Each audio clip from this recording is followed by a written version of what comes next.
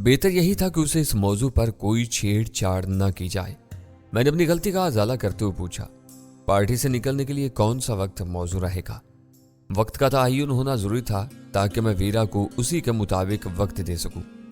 Party के लिए 8 बजे का वक्त मुकर्रर किया गया है। हल्की फुल्की शराबों का दौर चलेगा, 10 बजे तक खाना शुरू हो जाएगा। उसने सोचते हुए कहना शुरू किया। फिर रक्सो सुरूर की महफिल शुरू होगी। आधी रात तक सब अपनी अपनी जात में गुम हो जाएंगे। मेरा अंदाजा है कि तुम्हारे लिए 1 बजे का वक्त मुनासिब होगा। सुबह के 5-6 बजे तक तुम कंबोडिया में होगे। मैं सही सलामत वहां पहुंच गया तो तुमको जरूर इतला दूंगा। भूल कर भी ये गलती न करना। पता नहीं इस वक्त मैं कहाँ और किस हाल में हूँ। डान का रात भर का प्रोग्राम है। शराब और शबाब का खुमार सबको बेहाल कर देगा। उसने जल्दी से कहा, तुम न डर आदमी हो, मुझे अंदाजा है कि तुम साफ निकल जाओगे। निगरानी खत्म हो चुकी है या होने वाली है? मैंने उससे तस्दीक चाही। मैंने बताया ना कि अब मैदान साफ है। तुम्हें अपना कोई बंदोबस्त करना है तो अभी से तैयारी कर लो। बताओ मैं तुम्हें कहाँ उतारूं? मुझे किसी तैयारी की जरूरत नहीं, मुझे होटल ही पर छोड़ दो। इस मंसूबे की तैयारी के सिलसिले में चौफान के साथ मेरे रवैये में नुमाया तब्दीली आ गई थी। उसने बेमसरफ बातों का सिलसिला मौकूफ कर दिया था। जवाब में मैंने भी बालादस्ती का इजहार तर्क कर दिया था। वापसी में वो नासहाना अंदाज में मुझे सफर की जज़ियात से आगाह करता रहा। वो कंबोडिया के रास्ते पर कई बार सफर कर चुका था। मसरूका गाड़ियों के लेन देन में कोई तनाज़ा होने की सूरत में उसे खुद वहां जाना पड़ता था। मेरे लिए इंकिशाफ तसल्ली बख्श था कि वो मुझे सुने सुनाए मशवरे देने के बजाय अपने ज़ाती तजर्बात से आगाह कर रहा था। इसे सरहद पार आने जाने में कभी रुकावट पेश नहीं आई। $100 का नोट हमेशा इसके लिए परवाना राहतारी साबित होता रहा था। मैंने दिल में हिसाब लगाया कि चौफान के हिसाब से हम चारों के लिए ये $400-500 का नजराना पेश करना काफी होता। इसका इवज हजारों डॉलर मारियत की गाड़ी की पेशकश हमें मशकूक बना सकती थी। मैंने इस बारे में चौफान को मजीद खरीदना मुनासिब नहीं समझा। वो अपनी अकल के मुताबिक मुझे मशवरे दे चुका था। सरहद पर पेश आने वाले हालात के मुताबिक इन पर अमल करने या ना करने का दारो मदार मेरी मर्जी पर था। वो मुझे होटल के करीब उतार कर रुखसत हो गया। मैं अपनी जगह खड़ा उसकी गाड़ी को अपनी निगाहों से ओझल होता हुआ देखता रहा। फिर मैं भी इस सिमत में आगे बढ़ गया। हिल्टन होटल से श्याम पार्क का फासला ज्यादा नहीं था। वैसे भी मैं चौफान की यकीन दहानी के बावजूद पैदल चलकर अपना ये इत्मीनान करना चाहता था कि कोई मेरा पीछा नहीं कर रहा था। मैं इस बारे में मुतमईन होकर श्याम पार्क में बनी छोटी सी मसनूई झील के करीब पहुंचा तो वीरा तेज रोशनी से बचकर बेचैनी से मेरी मुंतजिर थी। कहाँ रह गए थे? मुझे देखते ही उसने मेरा शाना झंझोड़ डाला। तुम्हें मालूम है कि मेरा ज्यादा देर तक बाहर रहना कितना खतरनाक साबित हो सकता है? अब अखबारों में भी खबर लग चुकी है। पार्क में सैकड़ों औरतें हैं। जब तक तुम्हारी पेशानी पर तुम्हारा नाम न लिखा हुआ हो, कोई तुम्हारी तरफ मुतवज्जा नहीं होगा। मैं तुम्हारे काम से चौफान के साथ निकला हुआ था। मैंने अपना शाना उसकी गिरफ्त से छुड़ाते हुए कहा, तुम्हारे गेस्ट हाउस की मालकिन क्या कहती है? वो अंग्रेजी बोलने की शौकीन है। अखबार की प्रिंट लाइन तक पढ़कर नमूदार होती है और फिर वहां ठहरे हुए लोगों पर अपनी मालूमात का रोब झाड़ती फिरती है। मुझे इस पर रिसर्च नहीं करना। जो पूछा है उसका जवाब दो। मैंने उसकी बात काट कर चुपते हुए लहजा में कहा। खबर का मजाक उड़ा रही थी। पाल को मकामी लड़कों ने जदोकोब किया और पुलिस खुफिया पाकिस्तानी जोड़े को ढूंढ रही है। कह रही थी कि किसी ने इन दोनों को देख लिया तब भी पुलिस को खबर नहीं देगा। बैंकॉक में लोग आमतौर पर अमरीकियों को पसंद नहीं करते। मामला एक अमरीकी की हलाकत का है, इसलिए कोई इसमें दिलचस्पी नहीं लेगा। तुम्हें अपने हमवतनों की इस बेतुकीरी पर दुख हुआ होगा। मैंने उसे छेड़ा। इसे सामना होते ही मेरे मिजाह की हिस्स से जाग उठी थी। मैं बेवतन हूं। उसने फौरन अपना दामन बचा लिया। अमरीकी हुक्मरानों के तकब्बुर और आमराना रवैये ने इस कौम को दुनिया में इतना रुसवा कर दिया है कि अब मैं इस मुल्क में पैदा होने पर शर्म महसूस करने लगी हूं। हालांकि इसमें तुम्हारा कोई कसूर नहीं था। वो चाहती तो तुम हवाना में पैदा हो सकती थी। वीरा ने नीम अंधेरे में मुझे घूर कर देखा और बोली, इन दबी हुई चिंगारियों को ना खुले दो। ये बताओ कि तुमने मुझे क्यों बुलाया है? मैंने फूलों के एक गंज के करीब नस्ब चौबी बेंच पर विराजमान होते हुए कहा, मैंने तुम में से किसी एक को बुला लिया था। यह अकबर की गलती है कि उसने अपने बजाय तुम्हें भेज दिया। होटल से गेस्ट हाउस में मुंतकिल होते ही उस पर कनूतियत का अजीब थोड़ा पड़ा है। हर वक्त सर झुकाए कुछ न कुछ सोचता रहता है। मुझसे उलझना भी कम कर दिया है। जो कुछ कहती हूँ बिला हिलो हुजत मान लेता है। वो मेरे बराबर में बैठ के मालूम होता है कि वो आने वाले दिनों की मशक कर रहा है। तुम क्या कहना चाह रहे हो? मेरी संजीदगी देखकर वो फिक्रमंद हो गई। शादी के बाद अक्सर यही होता है। औरत हावी हो जाए तो मर्द बिला वजह कनूती और फलसफी नजर आने लगता है। भूख उड़ जाती है, सेहत गिरने लगती है, सर पर तांबा नमूदार होने लगता है। आजकल तुम लोगों के सर पर यही भूत सवार है। वो मुंह बनाकर बोली, जब मुलाकात होती है यही जिक्र ले बैठते हो। یہ بھول جاتے ہو کہ ہمیں اس وقت اس سے زیادہ اہم مسائل درپیش ہیں۔ تم کوئی فیصلہ کر لو تو مسائل آدھے رہ جائیں گی۔ مجھے تم دونوں کے بارے میں الگ الگ سوچنا پڑتا ہے۔ تمہاری شادی کے بعد مجھے ان تفکرات سے نجات مل جائے گی۔ میری خواہش ہے کہ ہم کمبوڈیا میں قدم رکھتے ہی یہ نیک کام کر ڈالیں۔ کمبوڈیا؟ اس نے تحیر زدہ آواز میں تھورایا۔ اس کا ذکر کیسے نکلا؟ وقت کم رہ گیا ہے، پرسوں رات ہم یہاں سے روانہ ہو جائیں گے۔ یہ کیسے ممکن ہے؟ وہ تجسس سے مغلوب ہو کر میرے قریب سے رکھ آئی۔ جب تک ہمارے نئے پاسپورٹ نہیں آ جاتے ہم کہیں نہیں جا سکتے۔ پاسپورٹ تیار ہونے میں وقت لگ رہا ہے۔ جلال دبئی میں ہے، میری اس سے بات ہو چکی۔ یہ نہ بھولو کہ بڑے ہوٹلوں میں ناکامی کے بعد پولیس گیسٹ ہاؤسز کا رخ بھی کر سکتی ہے۔ وہ جانتی ہے کہ گیسٹ ہاؤسز والے کسی چھان بین کے بغیر ہر ایک کو جگہ دے دیتے ہیں۔ مجھے اندازہ ہے، اس نے اقرار کیا۔ میں نے اسی خدشے کی وجہ سے اپنے گیسٹ ہاؤس کی مالک کا ذہن ٹٹولنے کی کوشش کی تھی۔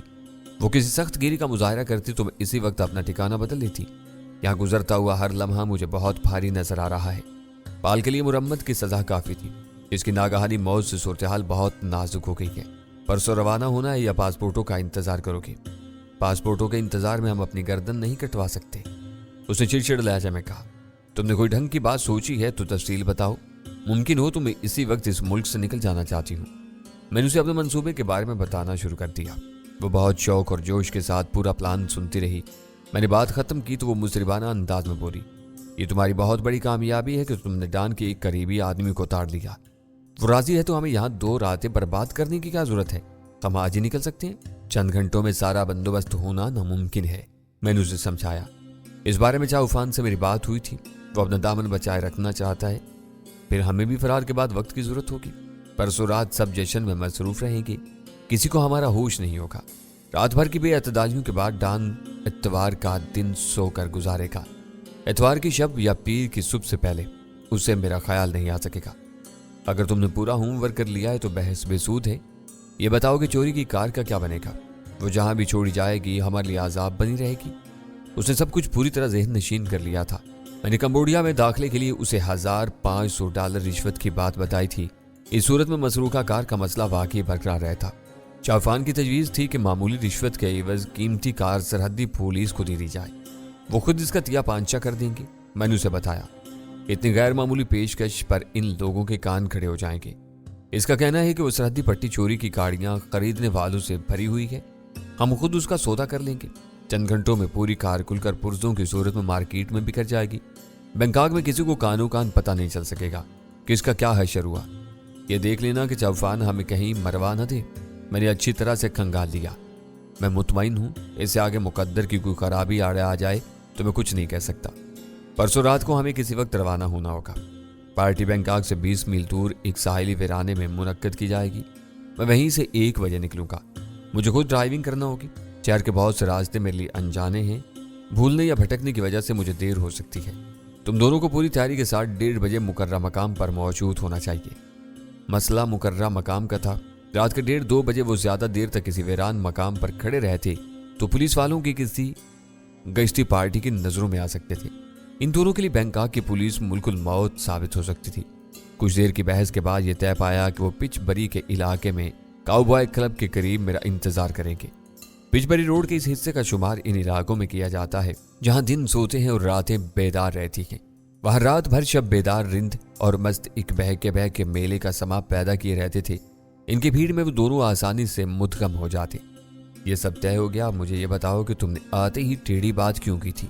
بینکاک سے گلو خلاصی کی رات نظر آنے کے بعد ویرا اپنی اصل جون پر واپس آنے لگی۔ میں نے کوئی ٹیڑھی بات نہیں کی، مجھے بلا وجہ الجھنے کی کوشش مت کرو، میں نے اس کے تیور بھانپتے ہوئے مدافعانہ لہجے میں کہا۔ یہ نہ بھولو کہ جب تک ہم سرحد پار نہیں نکل جاتے ہمارے سروں پر خطرے کی تلوار لٹکتی رہے گی۔ زندگی تلواروں کے سائے میں بھی اپنے رنگ بکھیرتی ہے۔ تم جانتے ہو کہ میں ان لوگوں میں سے نہیں ہوں جو موت آنے سے پہلے مردوں سے بدتر ہو جاتے ہیں۔ مجھے معلوم ہے کہ تم بہت زندہ دل ہو۔ اب میری جان چھوڑو، غزالہ میرا انتظار کر رہی ہوگی، میں نے اکتاہٹ کا مظاہرہ کرتے ہوئے کہا۔ یہ میرے لیے زندگی اور موت کا مسئلہ ہے، میں مٹی کا کھلونا نہیں ہوں جس کے بارے میں تم لوگ منمانے فیصلے کر لو۔ تم نے کمبوڈیا میں میری شادی کا ذکر کیا تھا، وہ ایک مخلصانہ تجویز اور خواہش تھی، فیصلہ نہیں تھا۔ فیصلے کا پورا اختیار تم کو حاصل ہے، میں تم کو صرف سمجھا سکتا ہوں۔ کیا تم اس بارے میں واقعی سنجیدہ ہو؟ ویرا نے میری آنکھوں میں آنکھیں ڈال کر سوال کیا۔ ایسے معاملات میں مذاق نہیں کیا جاتا، تمہیں معلوم ہے کہ سلطان شاہ میرے اور تمہارے مراسم کا عینی شاہد ہے۔ وہ تمہارے بارے میں سب کچھ جانتا ہے۔ اسے یہ بھی معلوم ہے کہ ڈان مرسیانو نے تمہیں کس فن کی تربیت دی تھی۔ میں نے گمبھیر سنجیدگی اختیار کر کے موضوع سخن اپنی ذات سے اس کی طرف منتقل کر دیا۔ اس کے باوجود وہ مجھ سے شادی کرنا چاہتا ہے؟ ویرا نے پوچھا۔ میں نہیں جانتا کہ وہ کیا چاہتا ہے۔ یہ میری اور غزالہ کی سوچی سمجھی رائے ہے کہ تم دونوں کو اب ایک ہو جانا چاہیے۔ تم کچھ نہیں جانتے تو مجھے صرف اتنا بتا دو کہ کیا وہ مجھے قبول کر لے گا؟ آخری الفاظ پر ویرا کی آواز فرتے جذبات سے لرز گئی۔ میں اندر سے کانپ کر رہ گیا۔ میں نے ویرا کی طرف دیکھا تو اس کی بڑی بڑی سوالیہ نگاہیں میرے چہرے پر جمی ہوئی تھی اور ان کے گوشوں میں نمی سی تیرنے لگی تھی۔ تمہیں کمی کیا ہے؟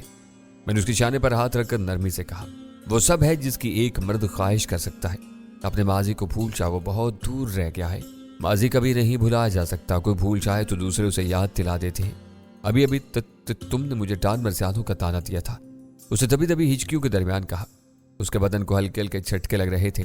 رکت آری ہونے کے سبب اس کے لیے الفاظ کی ادائیگی مشکل ہو رہی تھی۔ میں معافی چاہتا ہوں ویرا، مجھے معاف کر دو، میں نے ندامت سے کہا۔ وہ تانا نہیں تھا، ایک سادہ سا بیان تھا، یہ بتانے کے لیے کہ سلطان شاہ کو تمہارے بارے میں ہر بات معلوم ہے۔ وہ آمادہ ہو گیا تو تمہیں تمہارے ماضی کے ساتھ قبول کر لے گا۔ میں نے تمہارے معاشرے کو بہت قریب سے دیکھا اور پرکھا ہے ڈینی۔ وہ سنبھل گئی لیکن اس کی آواز پھرائی ہوئی تھی۔ تمہارے یہاں عورت کا مرتبہ بہت بلند ہے۔ ماں، بہن، بیوی اور بیٹی کے روپ میں اسے پاکیزگی کا پیکر سمجھا جاتا ہے۔ میں جس ماحول میں پلی بڑی وہاں ایسا تصور ناپید ہے۔ عورت ایک کھلونا اور اس کی عزت کھیل ہوتی ہے۔ مغرب نے سرے بازار عورت کو ننگا کیا ہوا ہے۔ میں نے کبھی اپنی حرکتوں میں آر محسوس نہیں کیا۔ وہ سب کرتی رہی جو میرے گرد و پیش میں ہو رہا تھا۔ تمہارے ساتھ رہ کر مجھے احساس ہوا ہے کہ میں اپنے فطری مقام سے کتنا نیچے چلی گئی تھی۔ شکم پوری اور نفس پروری حیوانی جبلتیں ہیں، دوسروں کی طرح میں ان سے مغلوب رہی۔ مجھے اپنے ماضی سے نفرت اور کراہت محسوس ہونے لگی ہے۔ تمہارا سلطان شاہ عظیم آدمی ہے، سادہ لو اور بے داغ کردار کا مالک ہے۔ میں اب تک تمہاری اور غزالہ کی باتوں کو مذاق میں اڑاتی رہی۔ میں ڈرتی ہوں کہ میں نے رضامندی ظاہر کی اور اس نے مجھے ٹھکرا دیا تو میں اندر سے ٹوٹ پھوٹ کر رہ جاؤں گی، اس طرح بکھر جاؤں گی، پھر شاید میں اپنے ہاتھوں اپنی زندگی ختم کر لوں۔ تم کیوں خوفزدہ ہو؟ وہ کیوں انکار کرے گا؟ میں اس کی دلجوئی کی کوشش میں اس کے سامنے بچھا جا رہا تھا۔ میرا ماضی مجھے ڈستا ہے ڈینی، وہ مجھے اپنے لیے گالی سمجھے گا۔ میں اس کی ذہنی گروہوں کو سمجھتا ہوں، وہ تم پر بلا وجہ محنت نہیں کر رہا، اس کا دھیان تمہاری طرف ہے۔ میں یقین سے کہتا ہوں کہ تم سچے دل سے مسلمان ہونے کا اقرار کر لو تو وہ تمہیں تمہارے ماضی سمیت قبول کر لے گا۔ شرط یہ ہوگی کہ پھر تم مڑ کر پیچھے نہیں دیکھو گی۔ میرے مسلمان ہونے سے اسے کیا مل جائے گا؟ اس کے لیے میں وہی ویرا رہوں گی، جمی لائٹ کی ناجائز اولاد، ایک خودسر اور رنگین مزاج عورت۔ بار بار ان بےہودہ باتوں کو نہ دہراؤ ویرا، اپنی ولدیت پر تمہارا کوئی اختیار نہیں تھا۔ اپنی پرانی روش سے تم تائب ہو چکی ہو۔ اس کی کوششوں سے تم مسلمان ہو جاؤ گی تو اس کی عاقبت سنور جائے گی۔ تم نہیں جانتی کہ ہمارے مذہب میں دوسروں کو راہ راست پر لانے والوں کا کیا مقام اور درجہ ہوتا ہے۔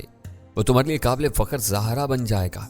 میں خود بھی خواب دیکھتی ہوں، میرا اپنا گھر ہو، میرا محبت کرنے والا شوہر ہو، میں کبھی کسی کی جائز ماں بن سکوں، میرا کوئی محافظ، میرا کوئی کمانے والا ہو جو میری طرف ٹیڑھی آنکھ سے دیکھنے والے کی آنکھیں نکال لینے کا حوصلہ رکھتا ہو۔ یہ سب ممکن ہے۔ وہ اپنے روم میں بولے جا رہی تھی، میں نے اس کی بات کاٹ دی۔ مجھے یہ بتاؤ کہ اسلام کے بارے میں تمہاری کیا رائے ہے؟ جتنا میں نے پڑھا اور دیکھا ہے، یہ دنیا کا سب سے بہترین اور فطری مذہب ہے۔ اس کے ہر درس میں حکمت ہے۔ تمہاری نمازوں پر مغرب میں ریسرچ کی گئی ہے۔ یہ طہارت، نفاست اور صحت کی کلید ہے۔ روزوں کے سائنسی فوائد پر مقالے لکھے جا چکے ہیں۔ حج کو ساری دنیا انسانیت کا بے مثال اجتماع تسلیم کرتی ہے۔ زکوٰۃ مفلسوں اور ناداروں کی حاجت روائی کا بہترین انفرادی ذریعہ ہے۔ یہ نہ سمجھو کہ وہ مجھے پڑھا رہا ہے، یہ سب میرا پڑھا اور سمجھا ہوا ہے۔ میں تمہارے مذہب کی عظمت کو ساتھ سلام کرتی ہوں، بس مجھ سے اس کے پیروکاروں کے بارے میں کچھ نہ پوچھنا۔ تم سچی پیروکار بن کر ایک مثال قائم کر سکتی ہو۔ یکا ویرا نے کلمہ توحید روانی سے پڑھ ڈالا، لا الہ الا اللہ محمد رسول اللہ۔ یکا ویرا نے کلمہ توحید روانی سے پڑھ ڈالا اور جذباتی لہجے بولی، جب نیو یارک میں مذہب اور شادی کے معاملے میں میری اور سلطان شاہ کی پہلی جھڑپ ہوئی تھی تو میں نے اسی دن اس سے چھپ کر کلمہ پڑھ لیا تھا۔ میں مسلمان ہو چکی ہوں۔ میں نے اسے اب تک کچھ نہیں بتایا۔ وہ یہ نہ سمجھ بیٹھے کہ میں نے اسے شادی کے لالچ میں اس کا مذہب قبول کیا ہے۔ یہ میرا آزادانہ فیصلہ ہے جو میری آخری سانس تک برقرار رہے گا۔ وہ ہماری گفتگو کا ایسا غیر متوقع اور ڈرامائی موڑ تھا کہ یک میرے رونگٹے کھڑے ہو گئے اور میں نے بے اختیار اپنی جگہ چھوڑ دی۔ ویرا، میں تمہیں سلام پیش کرتا ہوں۔ तुम ने हम सबको बहुत पीछे छोड़ दिया। तुम्हारी सोच बहुत सीधी और सच्ची है। अल्लाह तुम्हारे ईमान को मजबूती अता करे। अब मैं सीना ठोंक कर सुल्तान शाह से बात करूंगा, वो इनकार नहीं कर सकेगा। डैडी, आज हमारे पुराने रिश्ते टूट गए। वीरा की आंखें एक बार फिर डुबडुबा गई। दुनिया में मेरा कोई नहीं है। आज से तुम मेरे वली हो। तुम्हें इख्तियार है कि मेरे बारे में जो चाहो फैसला कर दो। मैं सर झुकाकर उसे कबूल कर लूंगी। मैंने अपना दाहिना हाथ उसके सर पर रखा और अपना सर झुका लिया। वो सयाम पार का एक नीम, तारीख और खाली गोशा था। हमारे आसपास कोई नहीं था। वो जगह भीड़ और पुख्ता रविशों से दूर थी। हम दोनों उर्दू में बेफिक्री से बातें करते रहे थे, लेकिन मैंने उसके सर से अपना हाथ फौरन ही हटा लिया। हमें गुफ्तगू की आज़ादी ज़रूर मुयस्सर थी, लेकिन कोई गैर मामूली अमली सूरत-ए-हाल लोगों को हमारी तरफ मुतवज्जा कर सकती थी। वह सर झुकाए बैठी रही और मैं दोनों हाथ अपनी पतलून की जेबों में डाले खड़ा रहा। वीरा के साथ मैं भी यकायक जज्बाती उबाल में मुब्तला हो गया था। वीरा हैरान कुन सलाहियतों की मालिक थी। उसने बारहा अपने अचानक फैसलों से हमें मुतहय्यर किया था। अपने आबाई मजहब से रस्मी ताल्लुक ख़त्म करके मुसलमान हो जाने के मामले में भी उसने अपनी वो रवायत बरकरार रखी थी। उठो और अब वापस जाकर तैयारी करो। परसों रात 1:30 बजे काउबॉय क्लब के पास पहुंचना ना भूलना। इस वो हदायत देते हुए मुझे अपनी आवाज़ अजनबी महसूस हो रही थी। क्या अब दरमियान में हमारी मुलाकात नहीं होगी? उसने ज़रा हैरत से पूछा। अब मिलने की जरूरत नहीं। हम हर तरफ से दुश्मनों में घिर चुके हैं। हमारा एक दूसरे से दूर रहना हमारे मफाद में है। मैंने उसे समझाया। कंबोडिया पहुंचने तक हमें हर तरफ से बहुत ज़्यादा होशियार रहना होगा। अब मुझे परवाह नहीं कि मैं कंबोडिया पहुंचूं या इसी शहर में अपने दुश्मनों के हाथों पाबंद खाक हो जाऊं। उसने बेंच से उठकर पुरअज़्म लहजे में कहा। मैंने दिल और रूह का बोझ उतार दिया है। तुम गवाह रहना कि मैं मुसलमान हो चुकी हूँ। उसने मुझे अलविदा कहते हुए फिजा में अपना हाथ लहराया तो उसके खूबसूरत होंठों पर एक आसूदा और खफीफ मुस्कुराहट तैर रही थी। वो मुड़ी और तेजी के साथ एक तरफ चलती। चंद सालों बाद मैं वहां से रवाना हुआ तो मुझे यूं महसूस हुआ जैसा मैं बैंकॉक की जमीन पर चलने की बजाय हवा में तैर रहा हूँ। वीरा ने मुझे अपना वली मुकर्रर करके मेरे कंधों पर बहुत भारी जिम्मेदारी डाल दी थी। मुझे इस बात की बेअंदाजा खुशी थी कि वीरा के मजहब की तब्दीली में मैंने खामोशी या तमाशाई का किरदार अदा नहीं किया था। इस वक्त मेरी और वीरा की भरपूर गुफ्तगू ना हुई होती तो इसके मुसलमान होने का राज न जाने कब तक इसके सीने ही में दफन रहता। मैं मुसर्रत और कुछ अजीब से खालीपन के एहसास से मगलूब अपने होटल की तरफ बढ़ता रहा। होटल के कमरे में गजाला सरापा इंतजार बनी हुई थी। उसे मेरे दोनों मुलाकातियों की अहमियत का पूरा अंदाजा था और वो इनके नताइज जानने के लिए बेचैन थी। इसे हमारे पासपोर्टों की क्या जरूरत थी? मेरे बैठते गजाला ने सवाल कर डाला। मेरी खामोशी इससे बर्दाश्त नहीं हो सकी। साजिश में शामिल होने के बाद उसने हमारे मफाद में काम करना शुरू कर दिया है। पासपोर्ट वो अपने साथ ले गया। मेरी निगरानी खत्म हो चुकी है। मैंने आपसे पहले ही कहा था कि अपने पासपोर्ट डान को दे दें ताकि निगरानी से आपकी जान छूट जाए। उसने खुश होकर कहा। इस वक्त मैं ये कदम नहीं उठा सकता था। कंबोडिया में दाखिले के वक्त इनकी जरूरत पेश आ सकती थी। अब हर बात तय हो गई है। हम पासपोर्टों के बगैर कंबोडिया में दाखिल होंगे। अगर परसों तक जलाल के आदमी ने नए पासपोर्ट भेज दिए तो यह खतरा मोल लेने की जरूरत बाकी नहीं रहेगी।